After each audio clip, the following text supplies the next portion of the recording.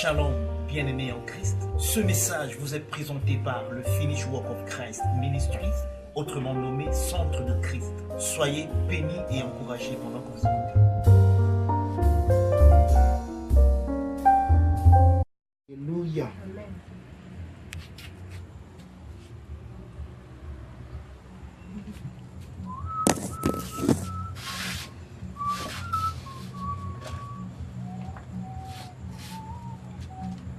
Voilà, donc 1 Corinthiens chapitre 10.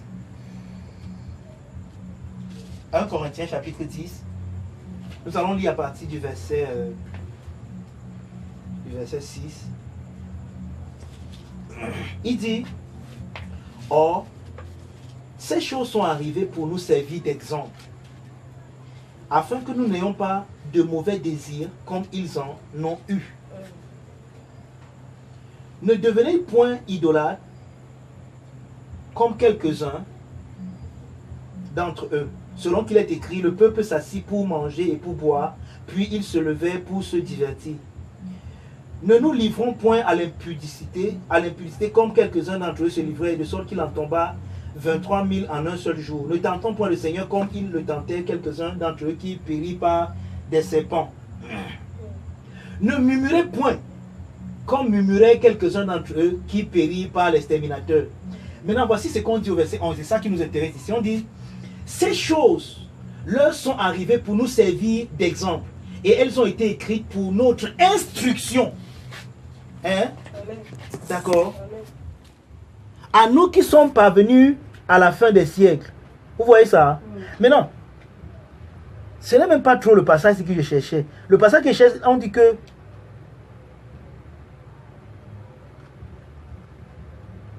on dit dans ce passage que ces choses-là, c'était l'ombre des choses à venir, mais la réalité est en Christ.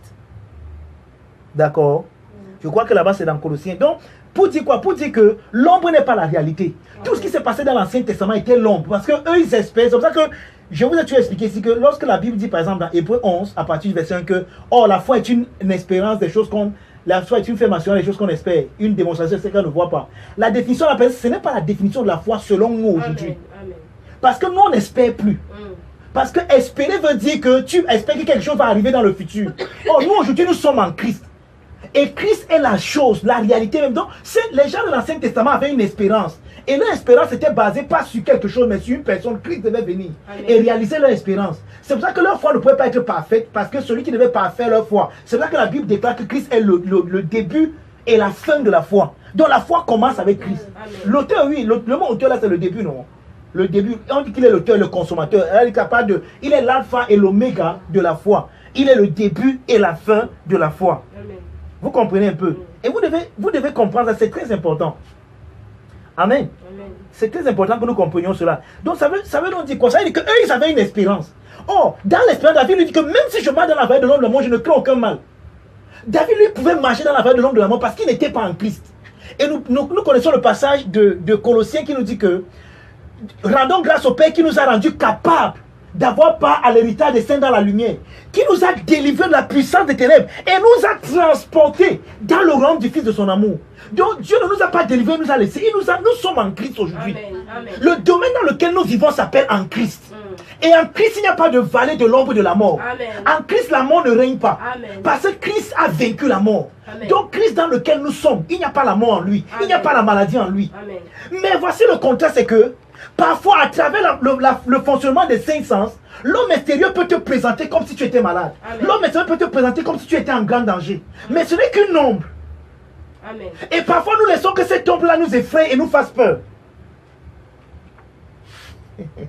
Quelqu'un me comprend? C'est ce que nous disons dans le passage. Il dit, même s'il arrive à mon homme extérieur par l'opération des cinq sens de me présenter comme étant dans un danger ou dans une détresse extrême, dans la vallée obscure, je ne donnerai aucun honneur à la peur. Amen. Donc accepter le rapport, le diagnostic de l'homme extérieur à travers les cinq sens, c'est donner l'occasion à la peur. Parce que ça va te faire quoi? Tu auras peur. Aïe, Daddy, les gars, j'ai mal ici. Les gars, c'est gonflé, non? Oui, aïe, c'est bon.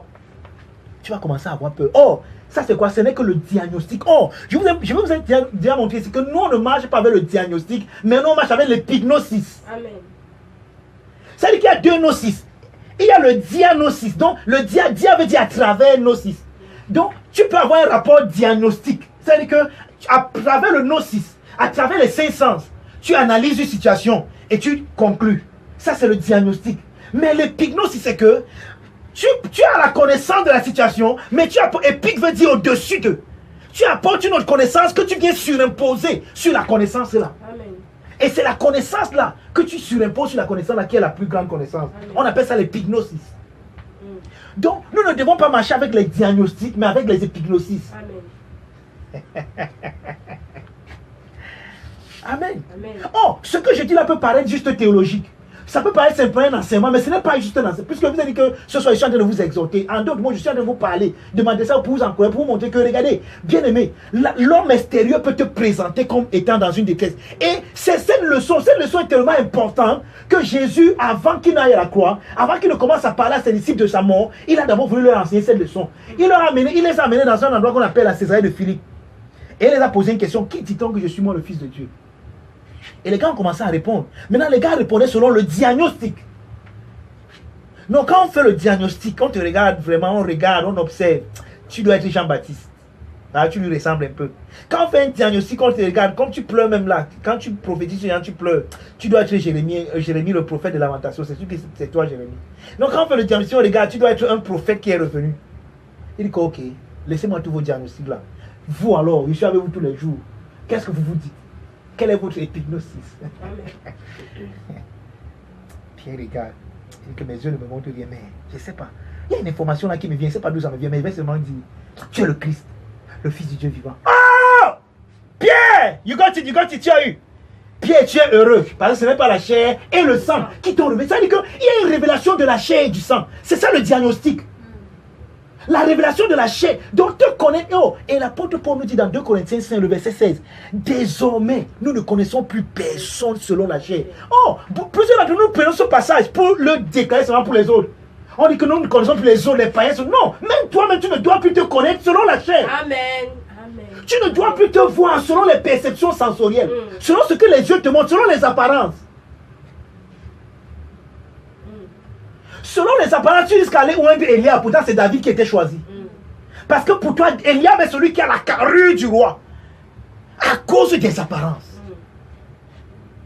Mais Dieu dit quelque chose à Samuel: ne tiens point compte de son apparence. En d'autres mots, je vais aussi te dire, je suis venu te dire ce soir, ne tiens pas compte de l'apparence des choses qui s'opposent à toi. Ça peut paraître gros comme ça, mais c'est une ombre. Amen. Amen. C'est comme si j'ai raté mon adresse ce soir. Amen. C'est comme si je ne suis pas au bon endroit. J'ai voulu vraiment mettre une pause à ce que nous sommes en train de dire, parce que je me suis rendu compte que j'enseigne, mais la plupart d'entre vous, nous traversons certaines situations qui nous ont un peu bloqués, qui nous ont un peu comme fermés. Et il y a un certain zèle qui n'est plus là, il y a un certain engouement qui n'est plus là. C'est comme si certains d'entre nous venons même juste parce qu'il faut venir, parce que s'il ne vient pas, or, nous devons venir parce que nous savons pourquoi nous venons. Et tout ça, c'est pourquoi? C'est parce qu'à un moment, nous avons laissé le cosmos, avec toute sa charge, peser sur nous. Parce que nous ne nous sommes plus reposés sur Christ. Mais nous avons voulu un moment compter sur notre propre capacité.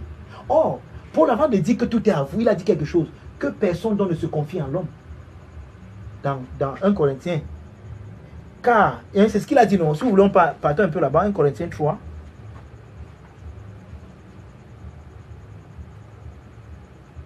À partir du verset 21. 1 Corinthiens 3, à partir du verset 21.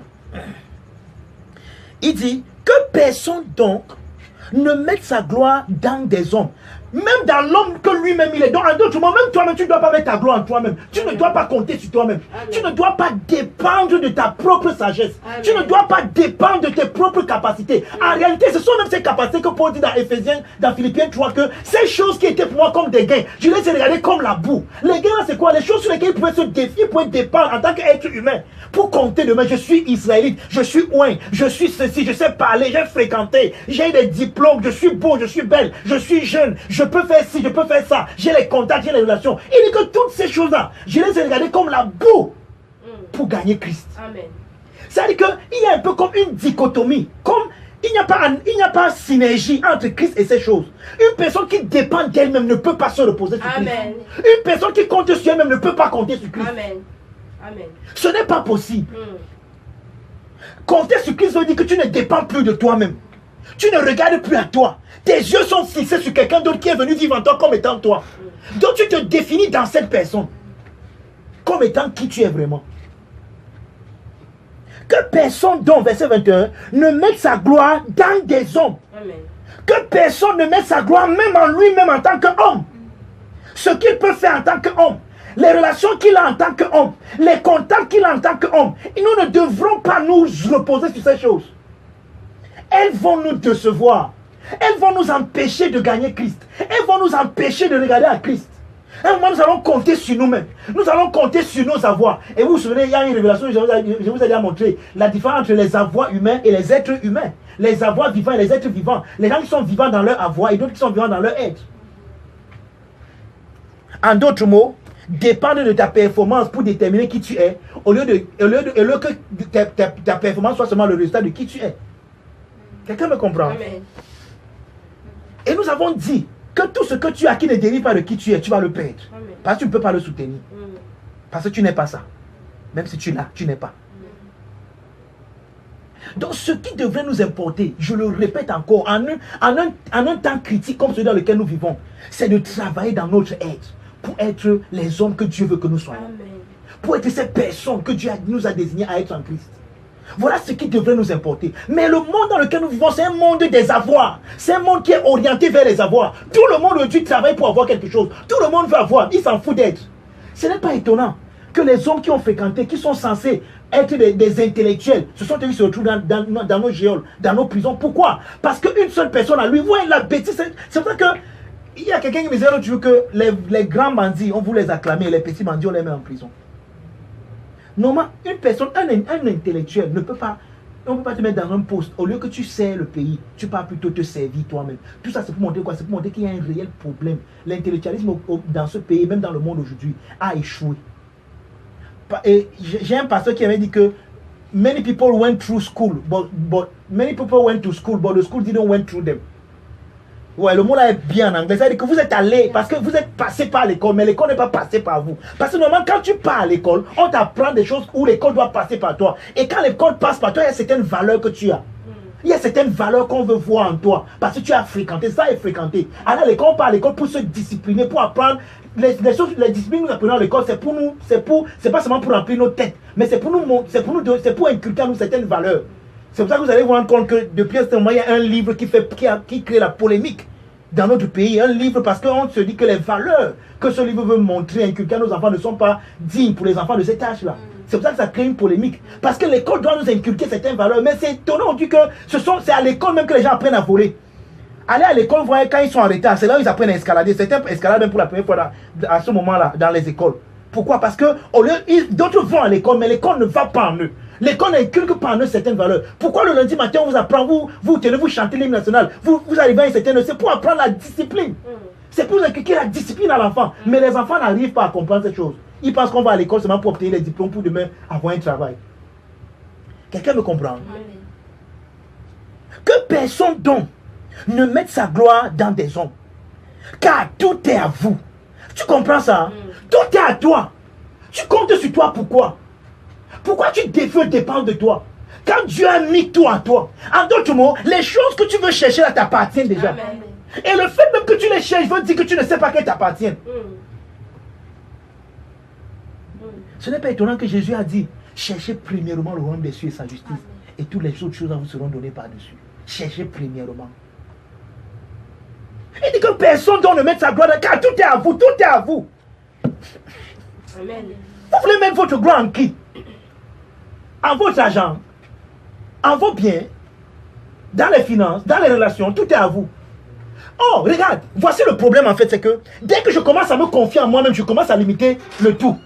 Parce qu'en ce moment-là, je me confie dans une petite chose. Exemple, un homme riche vient voir Jésus et lui dit que Seigneur, maître, qu'est-ce que je dois faire pour être sauvé? Je dis, ok, comme tu veux faire, il n'y a pas de problème, il te dit ce qu'il faut faire. Bon, tu connais ce qu'il faut faire, non? Moïse a déjà dit ce qu'il faut faire. Tu ne. Oh Seigneur, j'observe ça depuis que je suis jeune. Ok, ouais, Jésus, on dit que Jésus le regardait, il est mort. Ouais, un homme qui se confie à lui-même. Maintenant, Jésus a utilisé la pédagogie de la loi. Parce que quand la loi est bien utilisée, elle te donne de fermer ta bouche. C'est quand elle est mal utilisée qu'elle te donne d'ouvrir la bouche. Et il a voulu ouvrir la bouche. Il a dit, ok, non, ce n'est pas la norme. Je ne vais pas te donner la normalisation, je vais te donner la pédagogie maintenant. Ok, va. Prends ce que tu as là, va vendre. Viens maintenant et suis-moi. En d'autres mots, il voulait suivre Jésus avec ce qu'il a. Donc, il voulait venir à Jésus, mais en dépendant de lui-même. Jésus a dit que non, pour venir à moi, tu dois tout perdre, tu dois dépendre seulement de moi. Le gars dit que jamais. Ma vie, c'est mes biens. Il est parti étant Christ. Pourquoi? Parce qu'il n'était pas un pauvre en esprit. Ce n'est pas la vérité, on va parler de ça la semaine prochaine. Être un pauvre en esprit. Avoir les choses, mais ne pas laisser que les choses la terre. C'est ça le contentement. Avoir les choses. Parce que beaucoup parlent qu'on veut dire qu'être pauvre. Non, Dieu ne veut pas nous. On doit être riche. Je suis en train de faire le direct. Il me faut l'argent pour ça. Ce n'est pas la pauvreté qui fait ça. Mais maintenant, le problème, c'est que ce que tu as ne doit pas t'avoir. C'est toi qui dois avoir l'argent. C'est pas l'argent. Oh, il y a des gens qui n'ont pas l'argent, mais l'argent les a. Voilà le vrai problème, en fait. Ouais.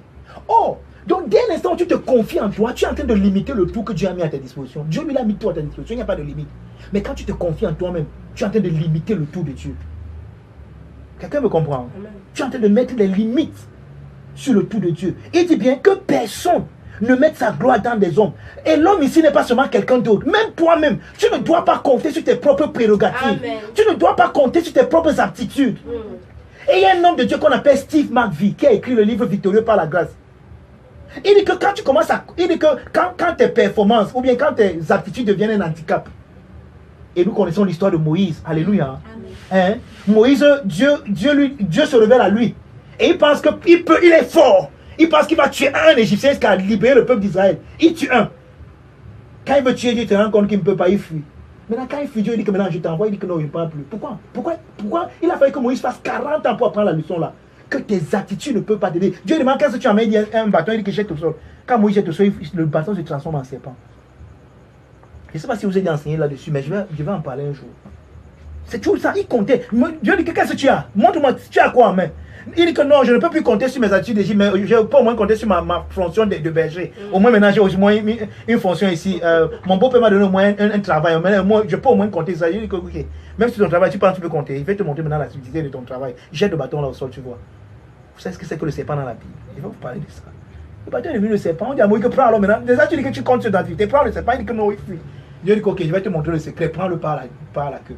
Quand il prend par la queue, ça devient le serpent. Il dit que maintenant va avec le bâton là. Et dès l'instant là, le bâton n'est plus le bâton de Moïse, c'est devenu le bâton de Dieu. En d'autres mots, quand ce que tu as, tu le donnes à Dieu, Dieu transforme ça. Dieu transforme le caractère serpentin. On va parler de ça la semaine prochaine. Dieu transforme le caractère serpentin par le serpent, par de quoi? De la ruse. Et le travail parfois que nous faisons est rusé. Ça prend notre temps. Les activités que nous faisons parfois sont rusées. Ça occupe notre temps. Parfois on n'a même plus le temps de Dieu. Tu veux dire que non, j'ai encore ceci à faire. Non, j'ai encore ceci à faire. C'est la ruse là. Dieu dit que prends ça par la queue. Quand tu prends par la queue, ça devient que maintenant c'est plus ton travail, c'est mon travail maintenant. Amen. Amen. Et ça veut dire qu'il allait en Égypte délivrer Israël avec le bâton de Dieu, plus son bâton. Pour dire que tu ne peux pas compter sur toi-même. Donc quand tu veux compter sur toi, tu limites Dieu. Et plusieurs d'entre nous, parfois nous avons limité Dieu comme ça, en voulant compter sur nous-mêmes, en voulant dépendre de nous-mêmes. En tombant dans le piège de un homme de Dieu que j'aime, de Dr. Sean Smith, qui est comme mon père spirituel, il appelle ça la sorcellerie du besoin. Et on va voir l'erreur d'Ésaü. Ésaü a négligé, il a méprisé le droit de naître à cause de la sorcellerie du besoin. Et au moment, il y a des besoins dans nos vies où tu penses que si tu n'as pas ça, maintenant tu vas mourir. Une nouvelle compensée est sortie. Tu regardes, tu as une peine de chaussure, une peine que tu viens d'agiter. Mais c'est maintenant la compensée qui chauffe. Si toi aussi tu n'as pas la compensée, alors vraiment tu vas mourir. Tu manques l'église, tu j'ai l'argent pour acheter la compensée. Maintenant quand tu as la compensée, tu te dis, mais j'ai dit, maintenant j'ai la compensée, ça fait donc quoi? Et il y a donc quoi? Ça m'a ajouté quoi? Juste la gloire que vous avez vu m'a compensé aussi. Je mange. La sorcellerie du besoin. Il a vendu son droit d'aînesse. Il était le premier né, c'est à lui que l'héritage devait revenir. Jacob dit que donne-moi ton droit. Il dit que ça me sert pas moi, donne-moi ton potage, donne-moi la nourriture. Il fait quoi, il prend. C'est pour ça que quand Isaac a béni Jacob, c'est arrivé sur lui parce que Ésaü avait déjà vendu son droit d'aînesse. Quelqu'un me comprend? Et on dit qu'il a cherché ça avec les pleurs, la repentance, il n'a pas pu contenir.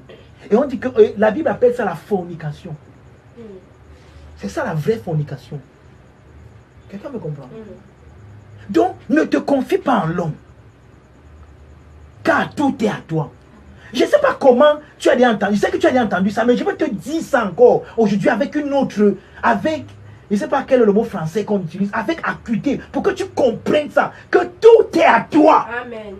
Frère, ne te limite pas. Tu n'es pas limité. Amen. C'est toi-même qui te limite. Dans ta pensée, tu te limites. Dans ton intelligence, tu te limites. Dans ta vision de toi, tu te limites. Amen. Mais Dieu, lui, n'a pas mis de limite. Il a dit à Abraham qu'aussi loin que tu vois, je te donne. Aussi loin. Élargis la vision, frère. Élargis la vision. Enlève les petites choses, là, les limites. Quand tu comptes sur toi, tu te limites toi-même. Amen. Amen. Je ne sais pas comment je peux vous dire ça. Tu te limites. Tout est à toi. Amen. Frère, la parole, si. Paul dit que ça, c'est la révélation du mystère. Il dit que les choses que je vous écris là, je ne les ai pas reçues d'un homme. Je les ai reçues de Dieu. Voici la parole de Dieu pour toi. Voici ce que Dieu pense de toi. Tout est à toi. Ce n'est pas une prédication. Ce n'est pas un beau enseignement. Ce n'est même pas une bonne nouvelle entre guillemets. C'est la réalité de qui tu es en Christ. C'est la vérité de qui tu es. C'est toi ici. Tout est à toi. Mais le tout là, tu le limites en comptant sur toi, en dépendant de ta petite sagesse, tes petites stratégies. Tu dépends de tes petites stratégies. Tu limites le tout de Dieu. Tout est à toi. Amen. Tout. Amen. Amen.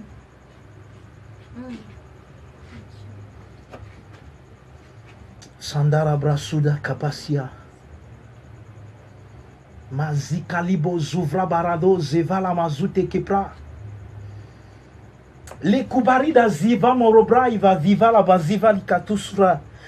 Soit Paul, soit Apollos, soit Céphas, soit le cosmos. Soit le cosmos, frère. Amen.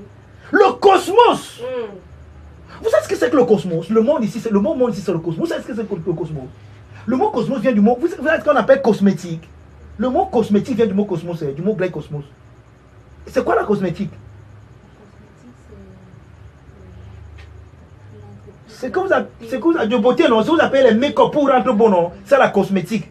Hein? L'ensemble de make-up, donc tout ce qu'on fait, les arrangements corporels pour manifester la beauté. C'est ça qu'on appelle le cosmétique, non? Ça vient du mot cosmos. Donc le cosmos, c'est l'arrangement du système. La manière avec que le système arrangé t'appartient. Mais toi, tu veux utiliser la sagesse là pour t'en sortir. Pourtant, le système là t'appartient. La cosmétique de ce monde t'appartient. Donc c'est toi qui dois donner la beauté à ce monde. C'est pas le monde qui... Le monde, ça n'a rien à t'ajouter. C'est ce que tu veux te dire. Amen. Amen. Amen. Amen.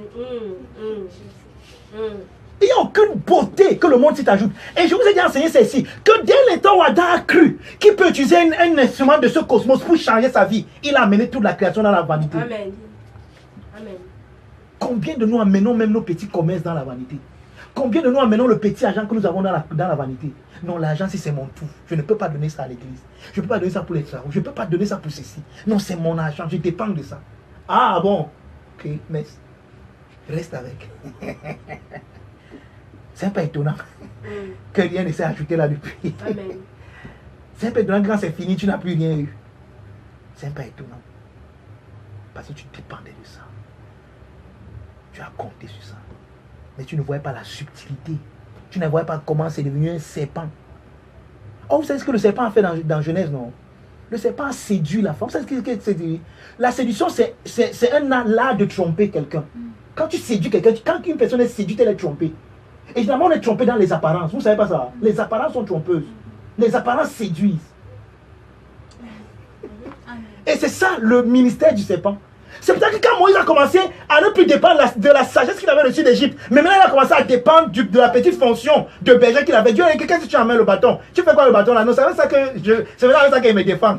Au moins je suis plus prince en Égypte, au moins je suis même berger. Je me rassure même au moins à diriger mes petites brebis ici. Ok, ah bon, hein? Donc maintenant tu dépends au moins du bâton là pour diriger les brebis. Oui, jette alors ça maintenant à toi, je vais te montrer la subtilité dedans. Le serpent. Dieu voulait montrer à Moïse que tu es plus qu'un berger. Mais tu te limites en croyant que tu n'es qu'un berger. Va en Égypte, va délivrer mon peuple. J'ai mis toi en toi.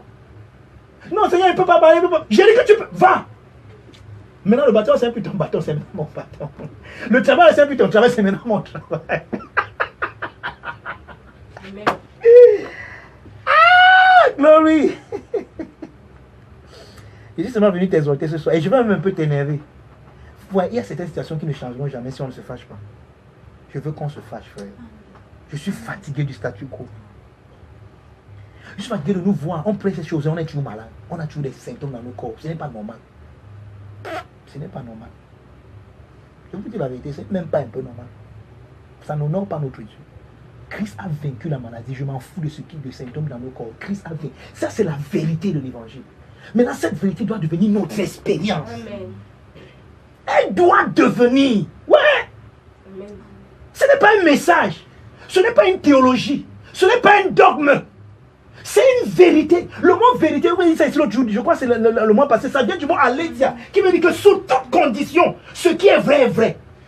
Qu'importe la condition dans laquelle on met la vérité est vraie. Et nous sommes le bastion. L'église est le bastion de la vérité. Donc la vérité peut souffrir partout, sauf à l'église. Ce que Christ a fait peut être nié partout, sauf en nous. Quand les gens nous voient, ils doivent voir que non, Christ est vrai. Amen. Frère, c'est ça. Amen. Amen. Quand les gens nous voient, on doit voir que ce que Christ a fait est réel. Amen. Ah. Amen. Amen. Amen. Amen. Amen. Amen. Mais on ne verra pas la vérité de Christ quand on traîne les maladies, frère. Quand on traîne les limitations, frère. On ne verra pas. C'est comme si c'est un mensonge que nous prêchons. C'est comme si nous ne sommes pas en train de dire. C'est comme si c'est des balivernes. C'est comme si nous sommes des affabulateurs. C'est ce qu'on appelle une affabulation. C'est quelqu'un qui raconte les histoires qui sont invraisemblables. Nous ne sommes pas des affabulateurs. Non, nous ne sommes pas. Nous sommes des prédicateurs. Et c'est que nous sommes. Le mot prédicateur en grec, c'est le mot kerugma. Un prédicateur, ce n'est pas quelqu'un qui crée une réalité. C'était quoi dans le temps biblique? Dans le temps biblique, quand une histoire était déjà passée, c'est ce qu'on appelle le journal aujourd'hui. C'est pas il n'y avait pas les télé à l'époque, vous savez au moins ça, non? Il y avait quelqu'un qui avait une trompette. On l'appelait le prédicateur.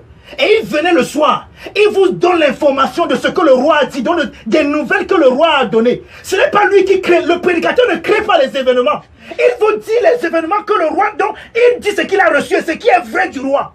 Le roi dit que va dire que désormais, le sac de riz dans ce royaume, c'est 1000 francs.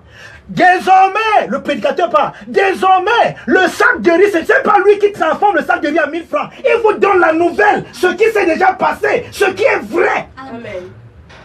Amen. Amen. Amen. Si nous sommes donc des prédicateurs, pourquoi c'est comme si nous sommes des affabulateurs? Pourquoi c'est comme si ce que nous racontons est invraisemblable? Pourquoi? Pourtant, nous sommes le bastion de la vérité. Frère, things must change. Amen. We are tired. Amen. Mais tout ça pourquoi? Parce que nous-mêmes, nous limitons Dieu. Dieu avait dit que 400 ans, mon peuple va sortir de l'esclavage. Moïse, parce qu'il n'était pas prêt, il a ajouté 30 ans aux 400 ans de Dieu. Donc pendant 30 ans, le peuple était encore en train de souffrir parce que celui qui devait les livrer était encore en train d'être préparé. Or, la préparation dépendait de quoi? Il fallait qu'il comprenne le principe que Dieu a dit ici. Que personne ne mette sa gloire dans les hommes. Moïse voulait mettre sa gloire en lui-même. Dieu a passé 40 ans pour enlever ce paradigme. Je ne sais pas combien de temps ça va te prendre. Je ne sais pas si c'est une semaine, si c'est 1 an, si c'est 2 ans, si c'est 3 ans, si c'est même 100 ans. Mais il faudrait que tu comprennes que tu ne peux pas compter sur toi. Amen. Un jour, il faudra que tu acceptes ça. Amen. Quelqu'un me comprend? Amen. Sois le cosmos. Non, parce que tu ne peux pas comprendre. Je vais travailler pour vous. Le travail va ajouter.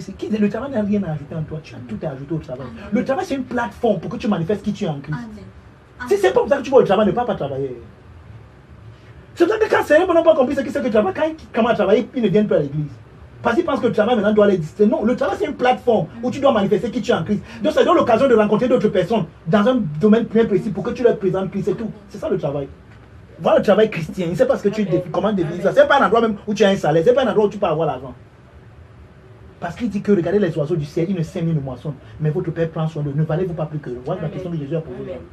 Il dit que regardez les oiseaux du ciel, ils ne sèment pas, ils ne moissonnent pas. Mais votre Père Céleste prend soin d'eux. Ne valez-vous pas plus que homme de peu de foi?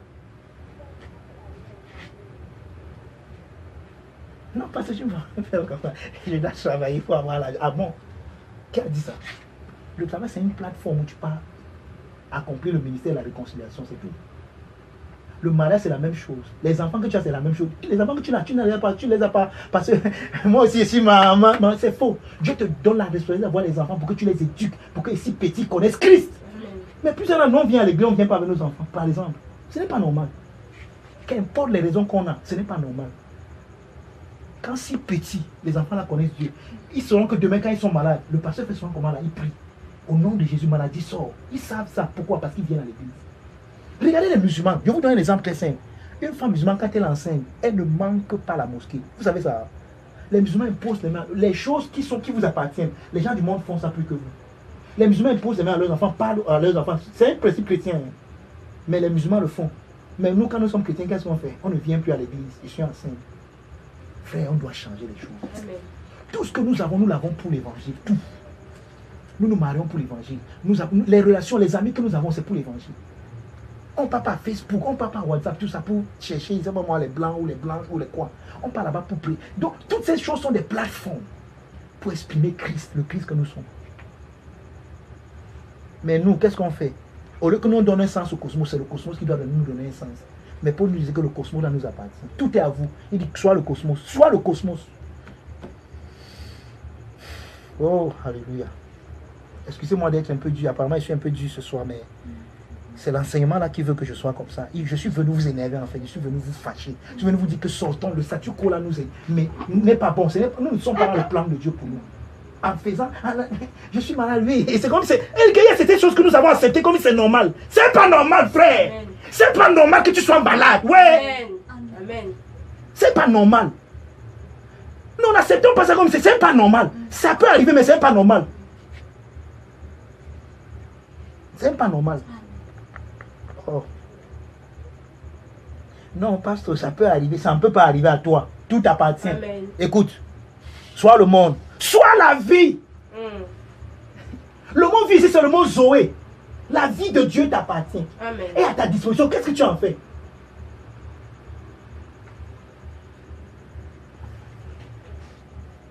Parfois, il y a vous enseigne tous les mots grecs là, mégaporismos, tout ça. Je suis venu vous exhorter ce soir. La vie t'appartient, frère. Je sais que vous avez déjà enseigné ça. Je ne suis pas venu enseigner, je suis venu vous dire quelque chose. La vie t'appartient, la vie. Il continue que même la mort est à toi. La mort, les gens redoutent la mort, les gens ont peur de la mort là t'appartient. Donc tu fais d'être ce que tu veux. Amen. Le mot appartenir, ça veut dire que c'est à ta disposition, c'est sous ton pouvoir. La mort est sous ton pouvoir, frère. Amen. Ah. Amen.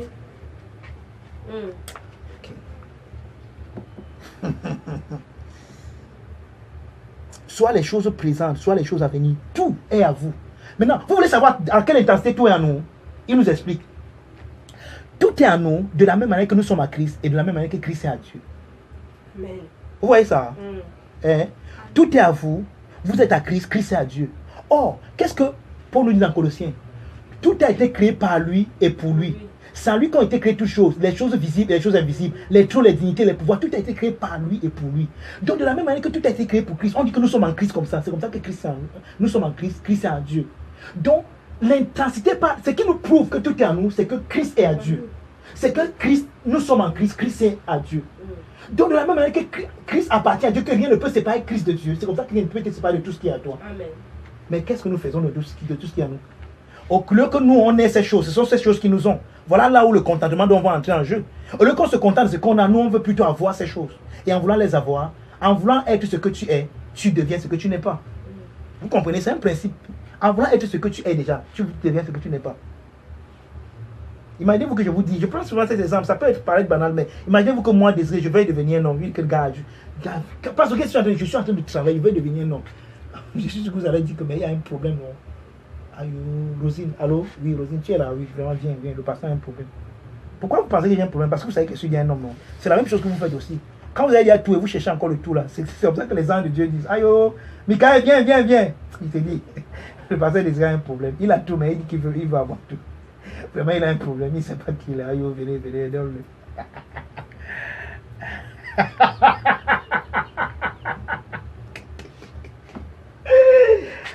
Oh, glory.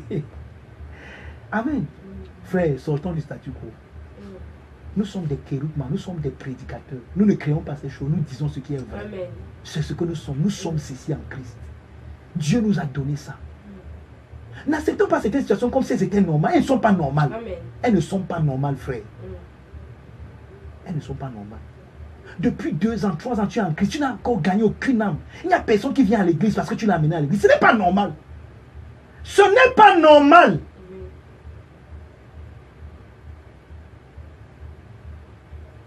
On chante ça tous les jours. Ça va ça sort là-bas. Ce n'est pas normal. On ne va jamais accepter ça. Ce n'est pas normal. Donc, je suis venu t'énerver ce soir. Frère, tout est à toi, mais ne dépend plus de toi. Ne compte pas sur ta propre sagesse. Ne dépend pas de ta propre sagesse. C'est pour ça qu'il n'y a que Pierre à qui Jésus a dit le jour là que tu es heureux. Simon, car ce n'est pas la chair et le sang qui t'ont levé sur la mais c'est mon Père qui est dans les cieux. Et je te dis que tu es Pierre et que tu sais qui est bâti. En d'autres mots, quand tu connais qui est Christ, Christ te dit que tu es qui tu es en lui. Donc tu ne peux te connaître que si tu connais qui est Christ. En d'autres mots, c'est pour ça que Paul pouvait dire que mon désir c'est de le connaître. Lui, il a pu. Paul, à la fin de son ministère, parce que Paul écrit Colossiens, son épître aux Colossiens, à la fin de son ministère. Donc quelqu'un qui a péché pendant plus de 3 décennies, pendant plus de 30 ans, et arrive presque à la fin de son ministère, mais il a un seul sujet de prière. Donc quand Paul prie, il a un seul sujet de prière, je vais te Seigneur, je vais mon désir, c'est de te connaître. Quelqu'un qui est allé jusqu'au. Regardez, vous savez qui est Paul? Paul est allé jusqu'au 3e cieux. Là, aucun autre homme n'est allé dans le paradis même de Dieu. Il entend des choses qu'aucun homme n'est au 2e entend. Il dit qu'il ne peut pas les parler. Paul qui est allé là-bas, il dit qu'il ne connaît pas encore Jésus là. Tu connais 3 mots grecs, porismos, agape, si tu penses que tu connais, il y a tout. N'est-ce pas? Paul, il dit que mon désir, c'est. Il est allé au 3e ciel. Il dit que je connais un homme, il y a cela 12 ans, je ne sais pas si c'est dans sa chair ou si c'est pas dans sa chair. Il est allé jusqu'au 3e ciel. Paul est allé là-bas, mais il dit qu'il écrit, presque à la fin de son ministère, il a déjà enseigné plus de 30 ans, il écrit au Colossiens, il dit que mon désir, c'est de le connaître. Donc je ne le connais même pas. Il dit que je n'ai pas encore. C'est pas comme s'il avait atteint le but. Un homme qui a marché avec Christ pendant 30 ans, il dit que je ne sais pas combien de temps toi tu as même déjà marché. C'est pas, c'est même pendant 10 ans. Peut-être tu n'as pas encore atteint 10 ans de marche. Mais tu penses que tu connais déjà tout. Tu penses que tu viens d'y arriver. Tu ne veux même plus connaître. Quelqu'un qui a marché avec Christ pendant 30 ans, qui a écrit 14 épîtres. Il écrit dans l'une de ses dernières épîtres, mon désir c'est de le connaître. Je n'ai pas encore atteint le but. Tout ce que je fais une chose, ou bien ce qui est en arrière, je me pose vers ce qui est en avant, je veux le connaître. C'est mon désir là-bas, de connaître. Vous savez pourquoi? Parce que tu ne peux pas. Christ est exhaustif. Tu ne peux pas de façon exhaustive finir Christ la connaître. Tu ne peux pas connaître Christ à dire que non, je suis arrivé à la fin de la connaissance. Tu ne peux pas. Sa connaissance est infinie. Plus tu le connais, plus tu as envie de le connaître. Et il y a même une prière comme ça ici dedans. Je ne sais pas laquelle, mais il y a une prière. Parmi les prières, s'il y a une prière comme ça, où on dit que mon désir, c'est de te connaître. Et plus je te connais, plus j'ai encore envie de te connaître. Parce que c'est ça, en fait, la vraie connaissance. Quand tu connais Dieu, plus le sentiment de connaître Dieu te pousse encore à le connaître davantage. Crée en toi une autre fin pour le connaître. Donc, le support pour chercher à le connaître, c'est déjà la connaissance que tu as de lui. Donc, si tu le connais, quand tu es déjà satisfait, ça veut dire que tu ne le connais pas. Parce que le connaître, c'est avoir faim de le connaître encore. C'est ça la vraie connaissance de Dieu. Quelqu'un me comprend? Alléluia. Amen. Amen. Amen. Tu as tout fait. Je ne sais pas ce que je vous ai dit ce soir, que je suis juste venu vous exhorter et vous énerver. Je ne sais pas ce que ça t'a dit, ça t'a mis dans ton cœur ce soir. Mais je suis venu vraiment t'énerver. Sortons du statu quo, frère. Tout est à nous. Ce n'est pas un mensonge. C'est que Paul a écrit là. Paul dit quelque part que Dieu peut vous affermir par mon évangile. Vous avez entendu, vous avez déjà vu ça dans Romains 12, dans Romains 16, c'est ce que Paul dit. Il dit que Dieu peut vous affermir par. Donc Dieu peut te rendre ferme par ce que Paul dit là. Et Paul qui dit son évangile, c'est que tu as déjà tout fait. La mort t'appartient, la vie t'appartient. Ça dépend de toi. Tu choisis, frère. Amen. Tu n'es pas une victime. Une victime des circonstances. Une victime des vicissitudes de la vie. Non, tu n'es pas. Amen. Mais qu'est-ce que nous faisons? Nous avons limité Dieu dans son tout pour nous. Et c'est ce que Paul dit dans sa prière dans Éphésiens. Il dit que Dieu peut faire par la puissance qui agit en vous. Et la puissance qui agit en vous, c'est quoi? C'est ce que la conception de Dieu que vous avez dans votre cœur. Donc, si ta conception est petite, ça rend le Dieu tout-puissant petit, selon ta conception. Amen. Quelqu'un me comprend? Amen. Frère, je suis venu t'énerver ce soir. Il y a certaines situations que j'ai remarqué à un moment, nous avons c'est comme si on les a acceptées. Et tous les jours, je chante, on chante ça, on prêche, mais vous ne comprenez pas. Mais je suis venu te dire ce soir que stop! Arrêtons le statu quo. Nous ne sommes pas. Frère, tous les jours nous citons sans aucune trace de la religion. On a même un cours qu'on est en train de faire là les mercredis. Sans aucune trace de la religion. Mais nous sommes entrés dans la religion sans même nous en rendre compte. On a accepté certaines situations comme si elles sont normales. C'est comment?